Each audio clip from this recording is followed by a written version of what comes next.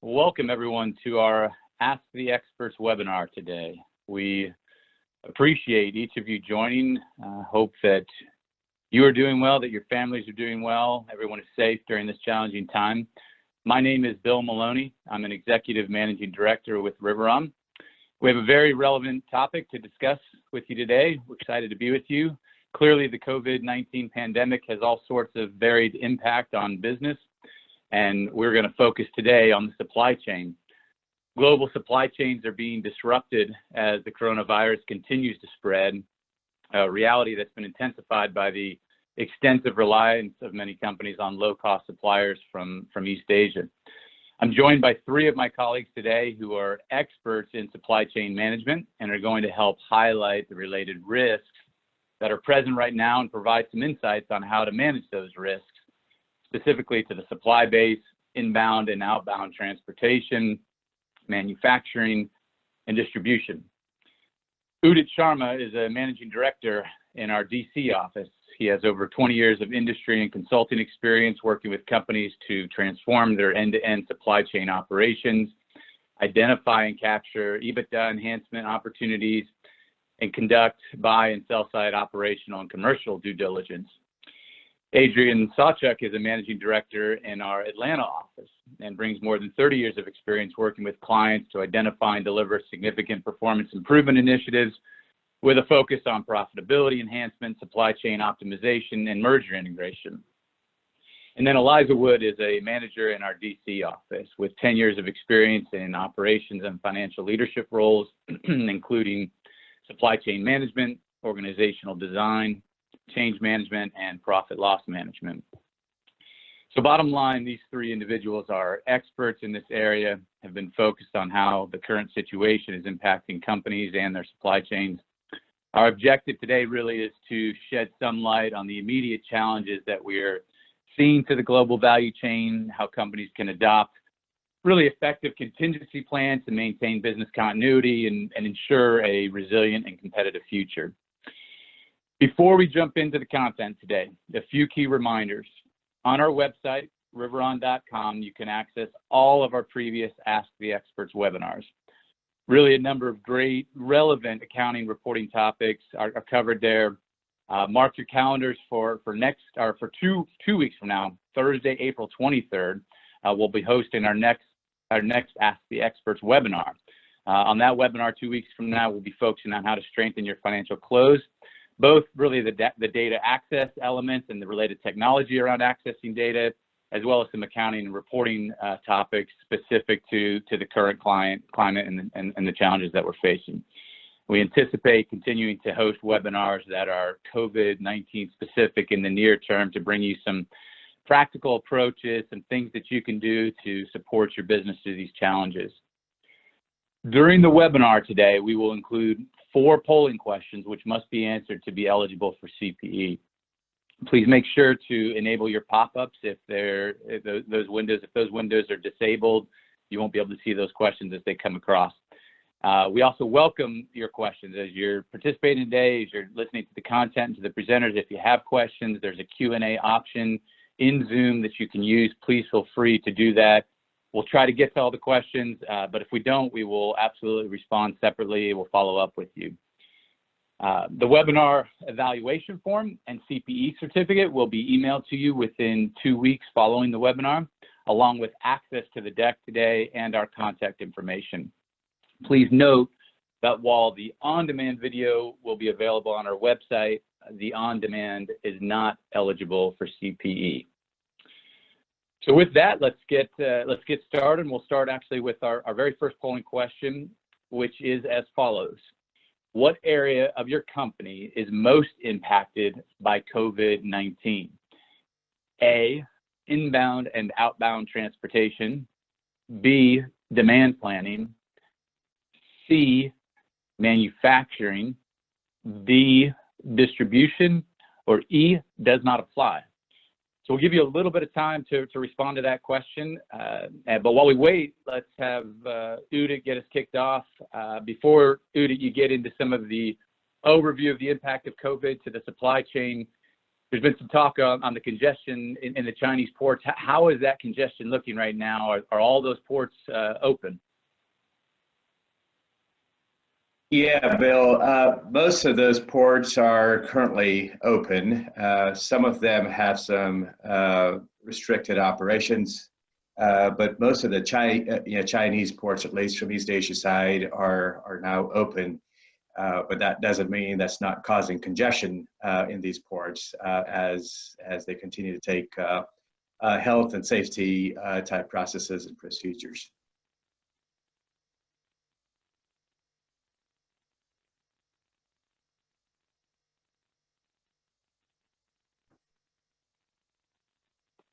On the U.S. side of the ports, though, we are seeing some congestion, even though most of the ports here are open as well. Lack of labor force going to the ports is increasing demurrage charges and such. So companies are facing that part of the disruption and increased cost on the U.S. side as well.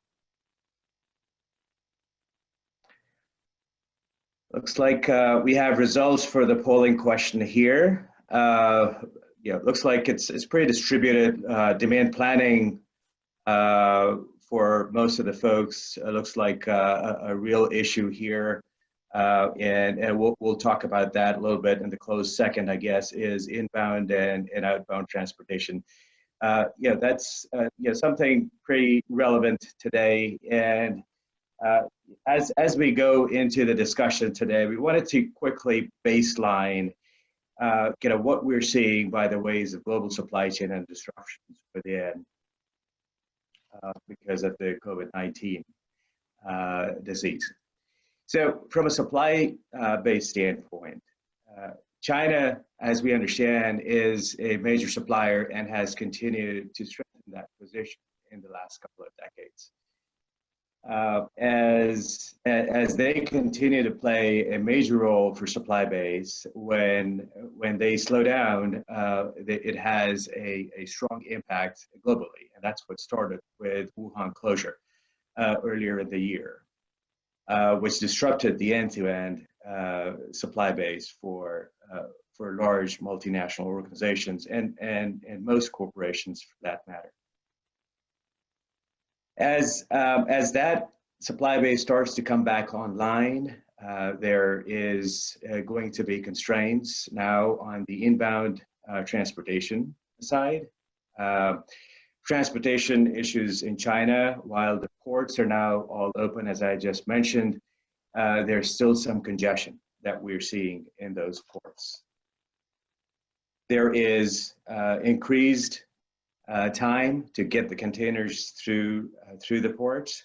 So companies who are planning on and relying on that supply to come in have to continuously focus on where their product is at any given time, and they're going to continue to see a large increase in the lead time for products coming to them from Eastern Asia.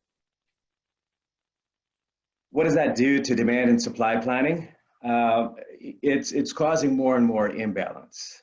While demand for certain consumables like the essentials is being pulled forward by weeks, the supply has to still catch up after primarily closure in China, which is now online and open and producing.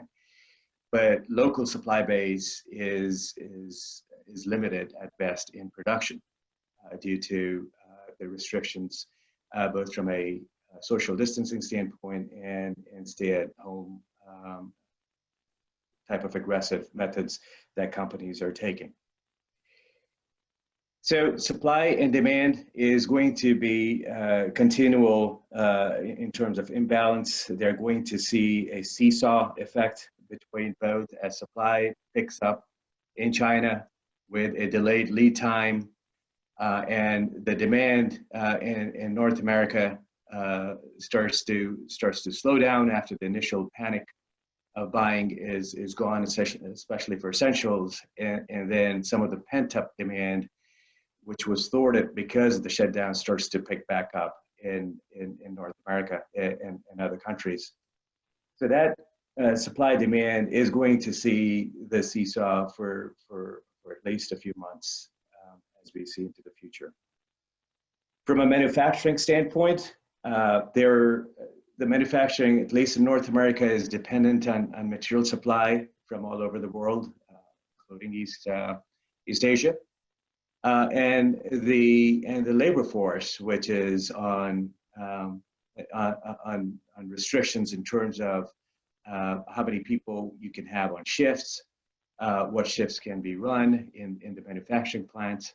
So manufacturing is facing a disruption of its own, and will continue to do that for at least the next few weeks.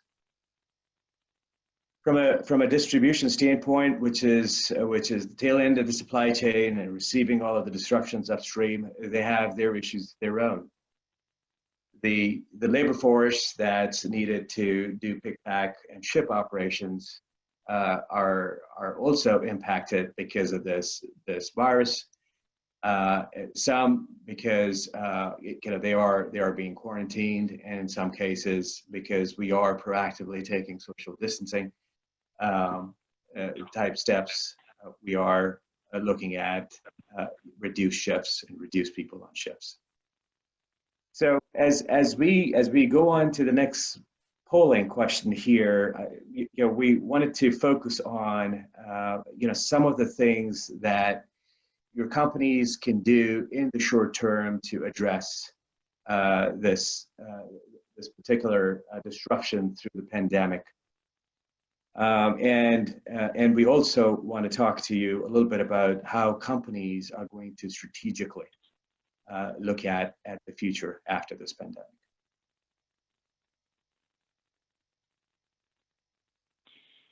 Very good.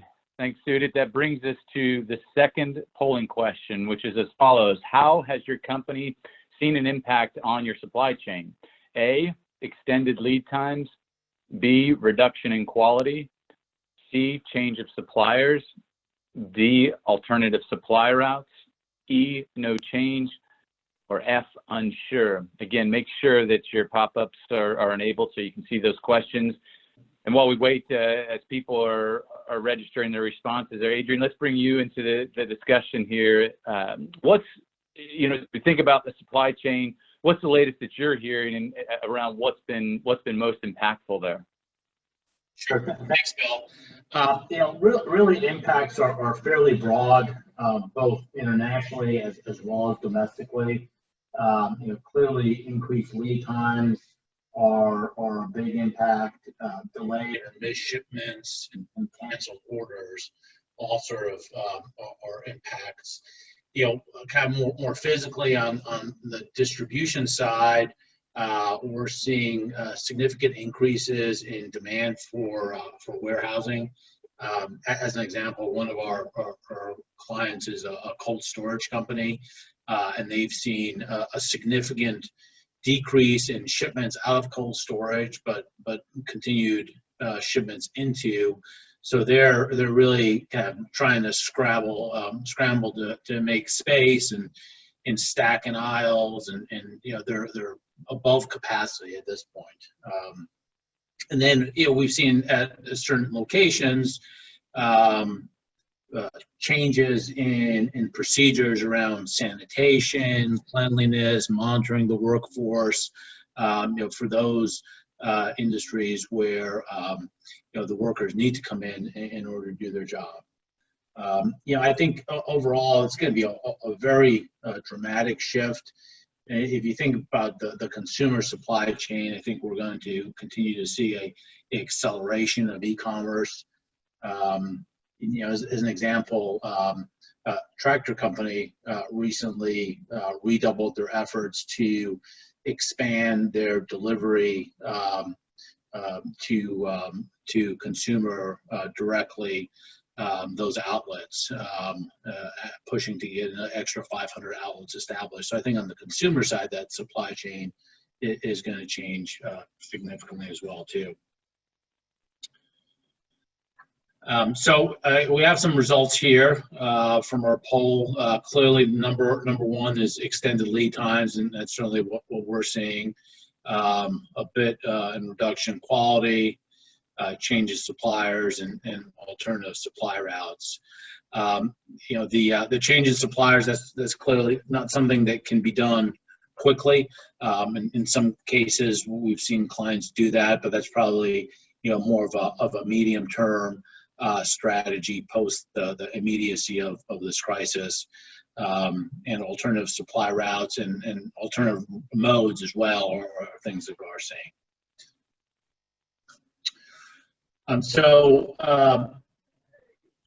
As we kind of take a look at the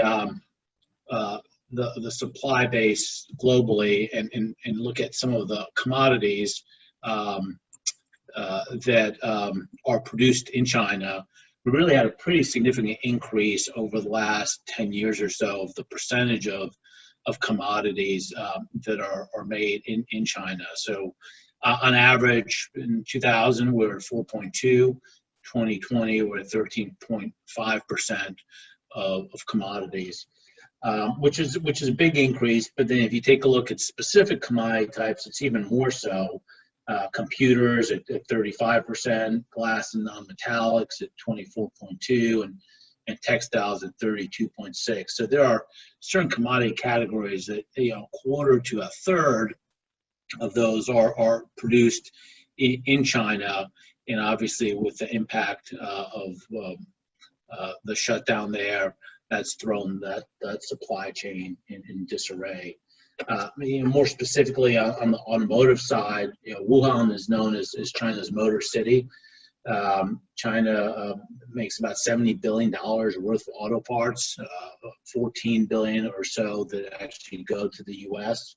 So with such a strong dependence on one country in a region, as the supply there rapidly decreased and then now starts to ramp up, there's just a huge imbalance and disruption.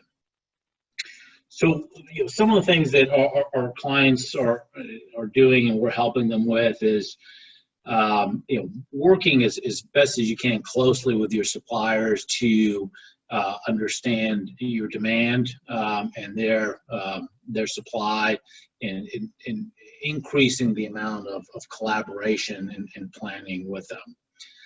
Obviously, as a first step, also identifying who are the critical suppliers and where they're located, and just continuing to have good and constant communication with them. We're also seeing some more partnering around trying to mitigate some of the impacts to the supply base, whether it's investing or offering better terms or making arrangements for future volume agreements to work with their suppliers to help them out as well during this time where they're strained.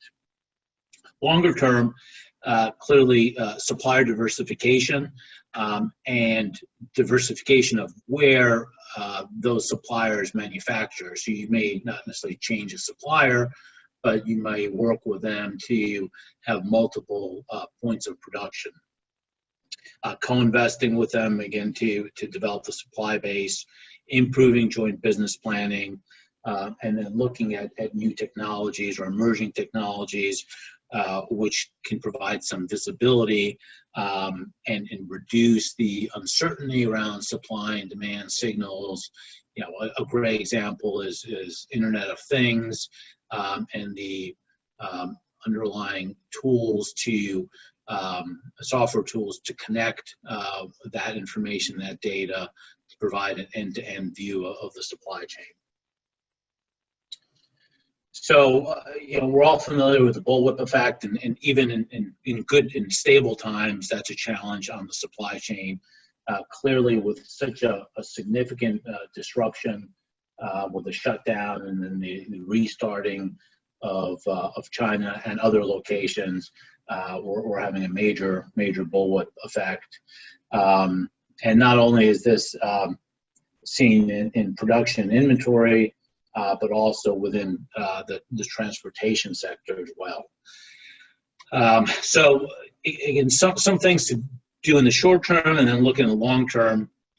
where possible, to understand your demands for capacity and how to potentially pre-book that, working closely with your freight forwarders and 3PLs to book that capacity, find alternative routes, find alternative modes in order to get around those challenges.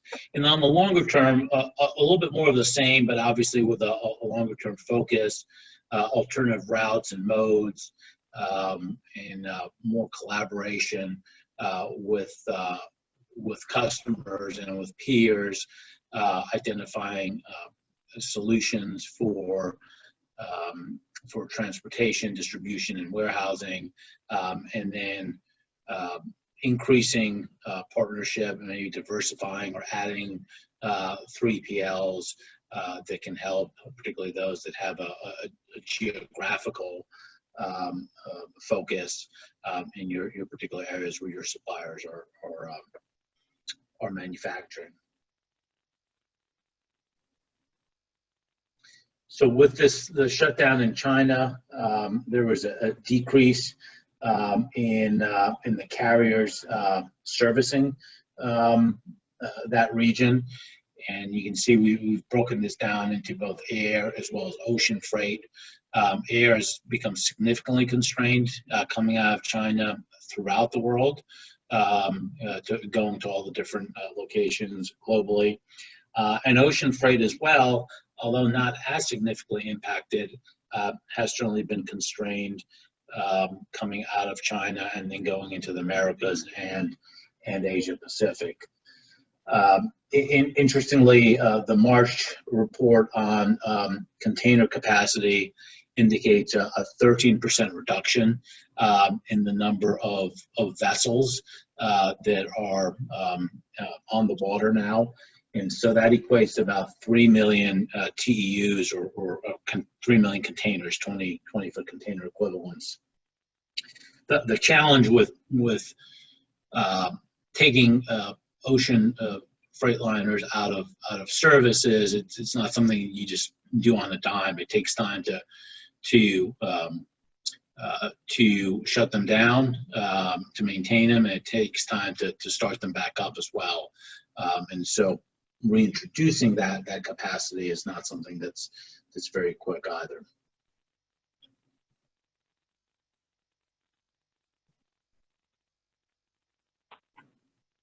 Very good. Thanks, Adrian. That brings us to polling question number 3. That question is, how long of a supply chain disruption does your business continuity plan account for? A, less than 2 weeks. B, 2 weeks to 1 month. C, 1 to 3 months. D, greater than 3 months. Or E, unsure. So, Adrian, this is lots of discussion right now on disaster recovery, business continuity plans, a renewed focus here, understandably. What components are really critical to a robust business continuity plan? And Bill, there's several. I think one is team structure and governance. 2 are the specific responses for sites, whether they're offices or manufacturing facilities. 3 is more of a cross-functional plan for continued business operations, looking at HR, finance, IT, supply chain operations, et cetera, and really tying those into specific scenarios, from active shooter to technology breach to obviously pandemic with on everyone's mind. And then really important is technology recovery, and then you just can't overestimate the importance of communications and having a robust plan for stakeholder communications. In talking to some of our clients, what we've seen is they have plans, perhaps not as detailed or as robust as they should be, maybe not tied to as many scenarios as they should be as well. But we've seen some struggle around governance and structure. and how do you manage, particularly in this distributed environment, the cross-functional teams? How do you hold accountability? How do you make decision making more fluid? How do you track progress? And related to that is the ability to rapidly create some scorecards or dashboards and get real-time or near real-time data around specific initiatives that are being executed. So I guess as we take a look at the polling results here, looks like the majority of business continuity plans account for disruption of 1 to 3 months, and then the rest are sort of distributed. Some are greater than 3, and a few are less than a month and less than 2 weeks.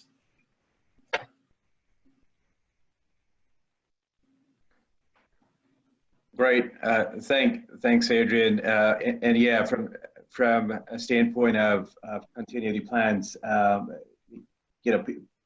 companies generally tend to plan for limited disruption, and then they have alternatives to actually start production in their alternative means, either through their alternative supply chains or supply lines, or through alternative factories and such. So, from the polling question, the number 3 and 4 responses made a lot of sense as to what the status quo is. As this disruption is teaching us, and we're all learning from it from every day, demand and supply are in an imbalance. We are seeing that in production levels, as you can see in the table here on top left from a recent survey that was done by Institute of Supply Chain Management. The production levels are going down. While production levels are going down, demand for certain consumables, essentials, has been pulled forward by a few weeks. In the other side, that demand has actually completely vanished for non-essentials or durable goods due to the shutdown and closure. Generally, inventory is kept in place to manage demand and supply, and over the last decade or two, companies have rightly focused on reducing those buffers to reduce the amount of working capital that's tied in inventories, and they try to make their demand planning models as efficient as they can, and keep just the amount of supply that's needed to meet that particular demand. Well, COVID has disrupted that paradigm, and so you're seeing a dwindling of inventory levels as well, both at the company sides and at their customer sides. So to deal with this demand and supply imbalance, what are some of the short-term specific things you all can do? Traditionally, people manage demand and supply through some sort of a sales and operations planning process, which in most cases has a monthly cadence. In this particular situation, those cadence, those frequency of that demand supply balancing discussions, it need to happen a lot more frequently, if not daily, at least weekly, to figure out how the supply and demand are moving. You would also need to put in very specific forward-looking KPIs that are predictive of certain elements of supply and of demand. From a supply standpoint, example KPIs would be, how are your suppliers' production processes working? What are their production levels? How are they moving their inventory through carriers? How is port congestion? What is an average dwell time of containers on your ports? And what, how is the demurrage charges increasing for you. So a lot of those things can be measured and addressed through those KPIs. You need to develop controls for the demand and supply lag, right? So an increased lag time between an ordinarily extended lag time for supply coming in from east. Generally, that time is 60 to 70 days, 40 some days on water, and then rest of the days in production and transportation on the Asia side. Plan for those cycle times to be at least double for your supplies to come in. Run those models for your demand and supply at least 6 and 9 months out, and start planning today. Lastly, in the short term, you know that this disruption is going to have a drain on your financials and your cash flow. So set up a specific fund with clear policies and regulations on how and where that money would be used, so you don't end up spending in panic and not spending in the areas that are essential or absolutely essential to the business. In the long term, we are going to start to see a increased adoption of technology from already increased pace of technology. It is going to be exponential. Things first, the things like just the automation of manufacturing floors and warehousing operations. That's going to be accelerated to reduce the reliance on labor force. But more importantly, emerging technologies such as Internet of Things, which provide the capability of sensing products that are there at any given point in time in the supply chain, so you can make real-time decisions rather than waiting for a week or 2 weeks or 3 weeks for your traditional ERP systems to give you some intelligence for decision making. IoT is going to be embedded. As a side note, the way South Korea controlled this epidemic, this pandemic, has been through a very intensive use of IoT and machine learning.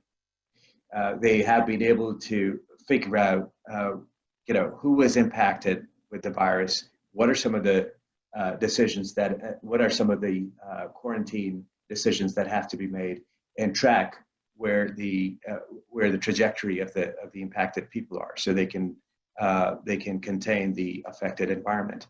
Well, a lot of those things cannot happen in the world we live in, but it is just an example of how, when successfully used, IoT can really bring a very powerful decision-making process to life. Lastly, you do need to invest in making the right relationships with all the key stakeholders in your end-to-end supply chain. So you have your suppliers, you have your customers. They have to be pulled together systematically to be able to balance demand and supply with you. So those are some of the things that we would recommend and would be what we see companies emerging out of this pandemic do in the next few months.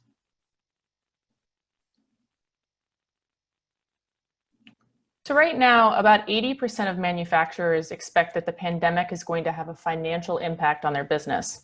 And this is according to a recent survey from the National Association of Manufacturers. Of those 80% who responded, 53% said that manufacturing, they expect COVID-19 to impact their operations in the manufacturing sector.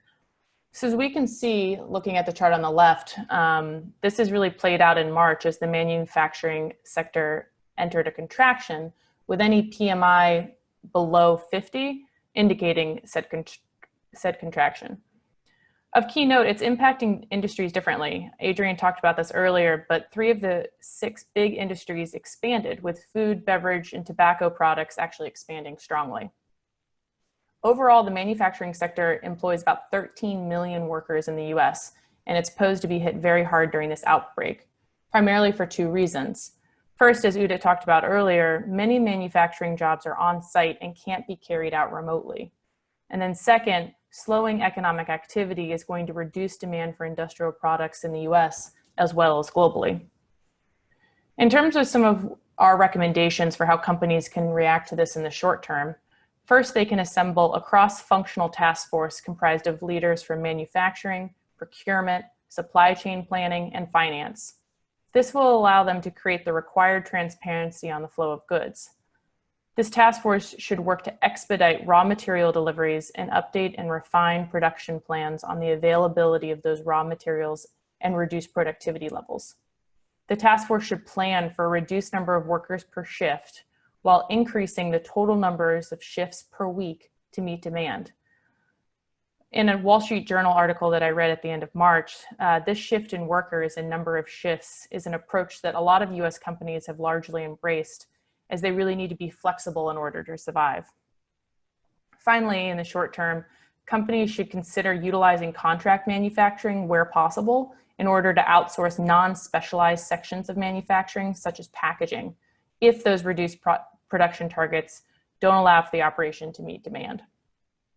As we shift to the longer term, and once companies are able to turn the corner, automating the factory floor as much as possible can reduce the dependence of a company's manufacturing operations on its labor force. Investing in the Internet of Things based operating technology such as 3D printing can also help in these efforts. Next, companies should develop a strategic network of geographically diverse manufacturing locations to manage natural disruptions. This has proven ever more important following the recent global tariff wars, and it's going to continue to be a focal point for companies in the coming years. In conclusion, in the long term, companies should take a keen look at their product and manufacturing process design and a company's make versus buy strategy in order to craft a disruption risk management plan.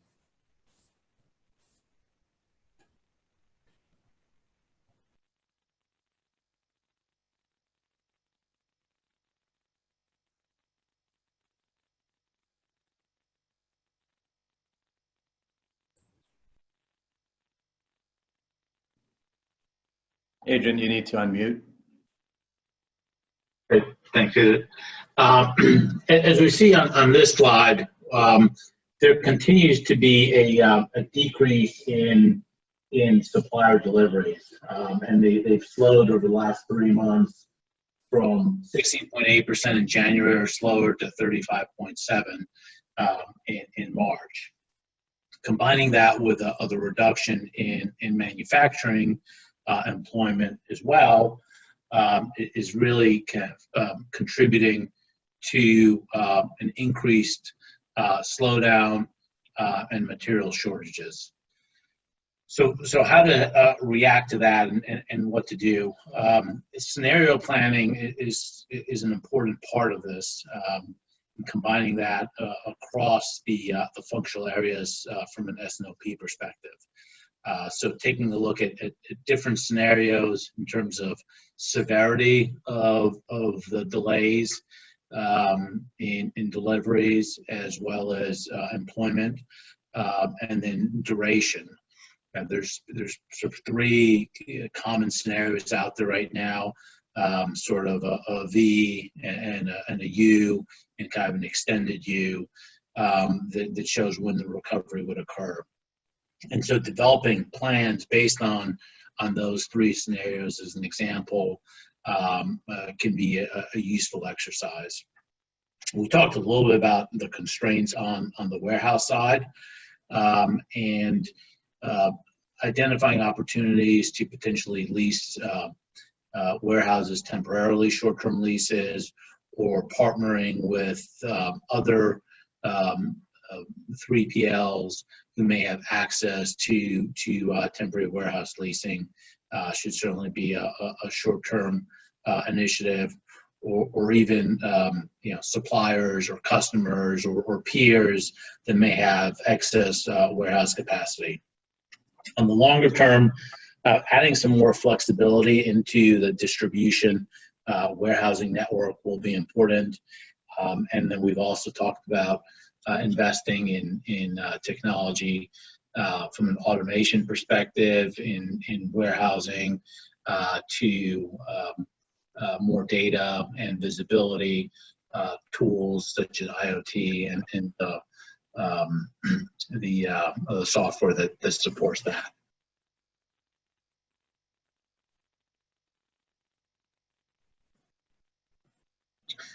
So as we look to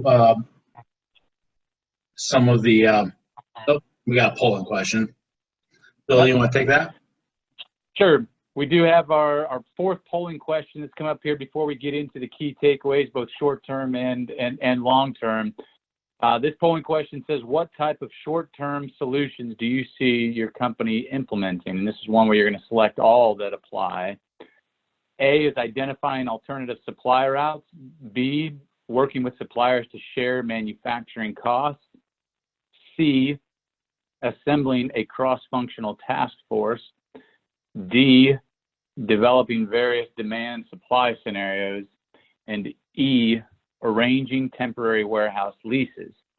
So as that polling question pops up now, and we'll give you a little bit of time, I know that just popped up, so I'll give you some time to respond to that here. But Adrian, we've been hearing quite a bit about the lasting or longer term impacts that the COVID crisis may have on businesses. What are some thoughts specific to the impact on inventory, or things like just-in-time inventory approaches all but dead at this point? Yeah, that's a great question, and funny enough, Udit and I did a panel discussion on inventory in March a few months ago, just as this was starting to become significant, and starting to realize the significance of this. And although I don't know if just in time is necessarily dead, I think that how we take a look at inventory will certainly have to be revised. Taking a look at its scenarios, as we mentioned before, and then determining what safety stock levels would be around different scenarios, and adding different variability impacts to supply and demand. I mean, inventory, in essence, is used to adjust for variability in supply and demand. And if you have and if you want to cover for potential risks related to variability, you've got to have more inventory to do that. So there certainly, I think, will be places where inventory will potentially increase, and where it's located as well too. So potentially some suppliers in China may move some of their inventory from China to the U.S., or develop some kind of agreement between the supplier and the customer to share in some of those costs of forward deploying inventory and increasing those inventory levels. So if we take a look at the answers from the question here, pretty close on number 1 and number 3, and then the highest one is number 4 here. So developing various demand and supply scenarios. Clearly, the demand planning S&OP function is really busy, and our clients and across the board, identifying alternative supply routes, and then putting together that cross-functional task force or kind of governance structure to deal with the changes and take appropriate plans. So as we move to a recap of the different strategies, if we look at the short term, Going from right to left on this slide, I think it really starts with understanding demand and the short-term and medium-term demand scenarios, and working with sales and operations in a true integrated S&OP manner, and taking into account those scenarios and the inventory that will be required to support those. On the production side, clearly adjusting production to meet that demand shift and the mix shift that comes with that. And then ensuring that the raw materials are there in order to support that production. So given the potential increased variability in the arrival of materials and the extended lead time, there may be a need to increase some of the raw material levels. And then taking a look at working with suppliers. We've talked about this before, but the importance of identifying the critical suppliers and then really staying close to them and jointly working together to try to minimize the bullwhip effect between supply and demand across the entire supply chain. If we take a look at transportation, identifying capacity across different modes and different routes will be important. As we've talked about, there's going to be a decrease in capacity. We noted the 13% decrease in ocean freight. And so identifying those alternative routes and modes will be important. And then having the flexibility from a warehousing perspective to accommodate that variation with some potential temporary space as demand may decrease and goods may slow moving out of warehouses. So that's some of the short-term elements there, and then Udit is going to take go through some of the longer-term actions in response to this crisis. Sure. Thanks for that, Adrian. And by the way, question came up, from the general Q&A about the impact on automotive industry with this, with the coronavirus related shutdown. The demand has decreased. What are the automotive companies doing as far as the inventory is concerned? So just a quick response to that, and kind of builds up on what Adrian just mentioned in terms of inventory and how companies had gotten more and more closer to just in time. Here's one area where, from an inventory standpoint, at least the automotive industry was a little bit better positioned to handle this particular disruption, because they do run just in time type of inventories. Their supply base was impacted because of Wuhan shutdown, which is now back up and running. While it again helped to some extent by the demand slowdown to kind of create a little bit of a pseudo balance between demand and supply. In addition, a lot of the supply base for automotive industry in the last decade has found its place in Mexico, in South America, and other parts of the world. So while Wuhan is a predominant focused area of supply, there is also supply for critical automotive parts globally, especially from Mexico.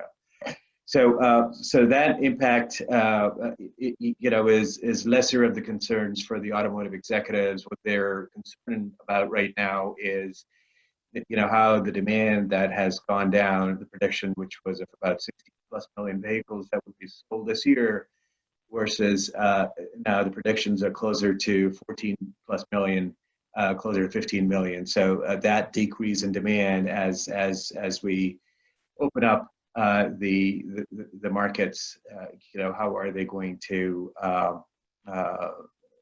run their financial models to address that. So that was the question. Getting back into some of the longer term supply actions in response to COVID-19.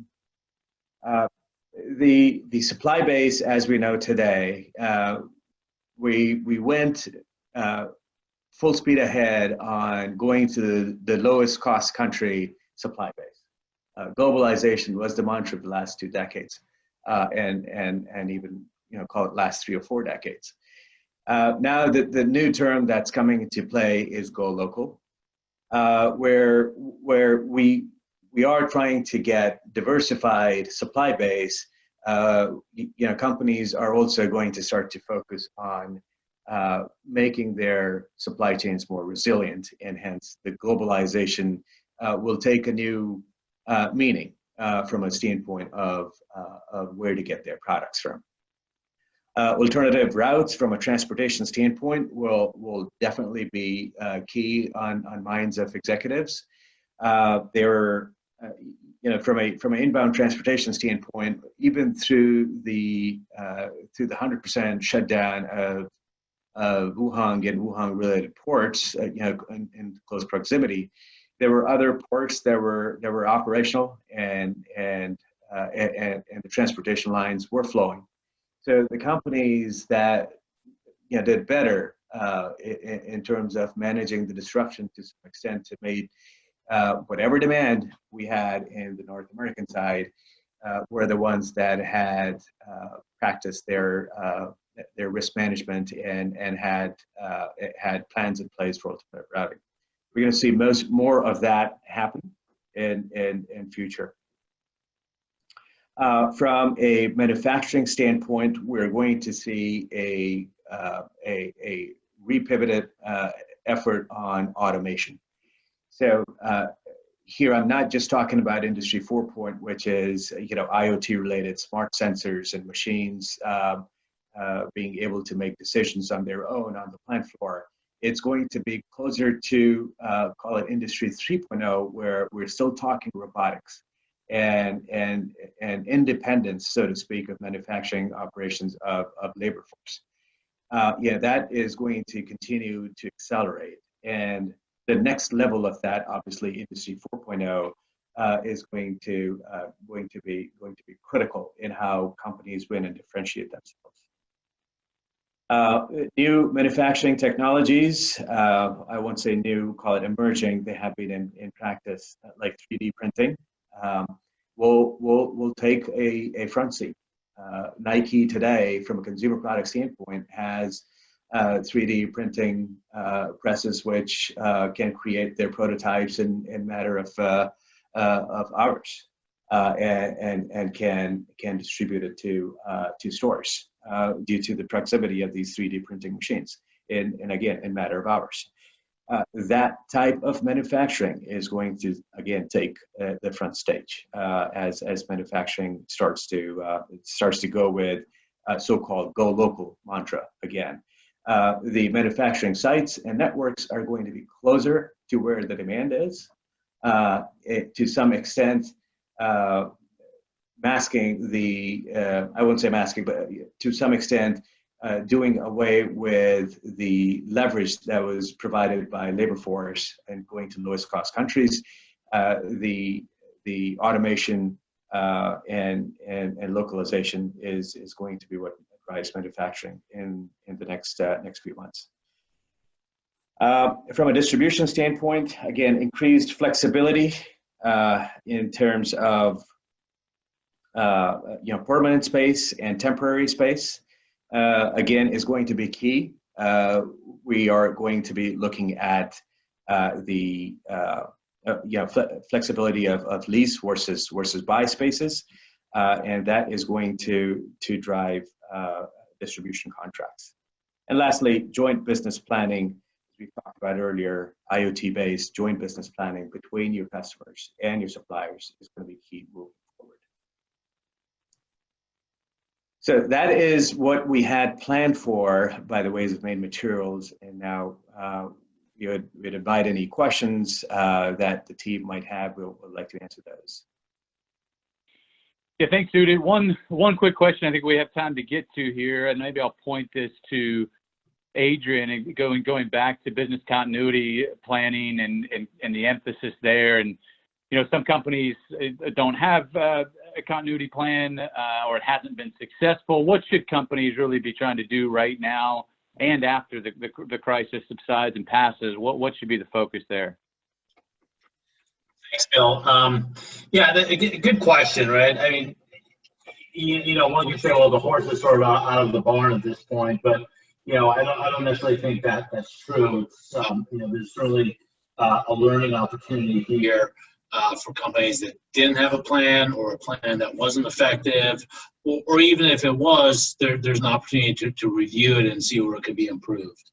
I think in the short term, it's about quickly assembling a cross-functional team, establishing governance and protocols, a meeting cadence, structuring an effective work plan, and some collection of a scorecard and data to be able to rally around the short-term actions that need to be taken and to measure the effectiveness of those.